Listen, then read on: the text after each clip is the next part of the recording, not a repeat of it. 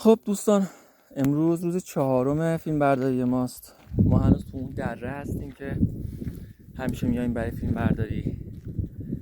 حالا من همین فیلمامو عمودی گرفتم، واید نگرفتم. امیدوارم توی یوتیوب خوب بیفته.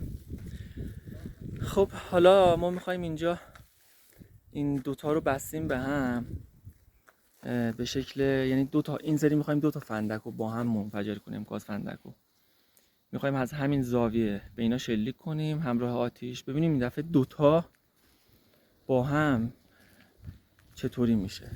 و تو این فضا میبینید فضا رو دیگه، این فضای تقریبا بزرگ، این گازا چجوری پخش میشن و منفجر میشن. امیدوارم صحنه خوبی از آب در بیاد. آخ داغه، اون داغه، خراب شد دیگه، اون الان داغه.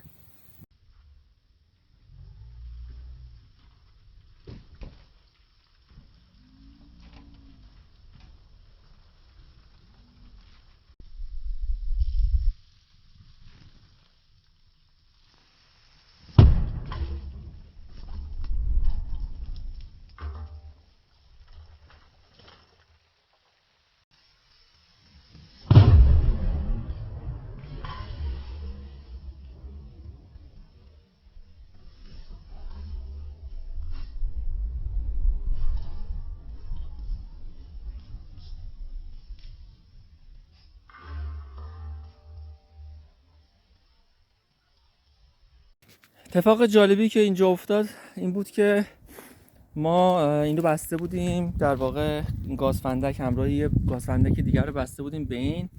قبل اینکه با شاتگان شلیک کنیم تنابش سوخت و افتاد زمین و رو زمین دیدید چجوری منفجر شد. یعنی افتاد اینجا و یکی از گاز فندک ها در اثر حرارت خودش منفجر شد، یعنی به شلیک نکردیم ولی یکی سالم مونده. حالا میخوایم این دوتا رو ببندیم به هم و دوباره اینو تست کنیم. خب حالا ببینید اینو درست کردیم، دوتا گاز فندک و یه دونه اسپری به قولی آتش زنه.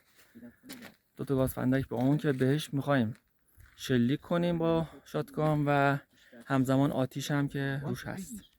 ببینیم چی میشه.